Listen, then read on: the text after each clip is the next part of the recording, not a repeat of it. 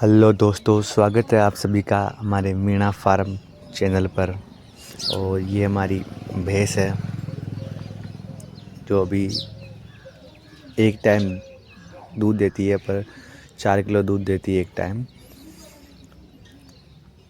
और ये हमारी गोरा है, एक वो पार्वती है, एक राधा है और ये गोमती है। ये दोनों सुबह सुबह चारे के लिए देख रही है कि हरा चारा डाल दो हमें सुबह सुबह ही।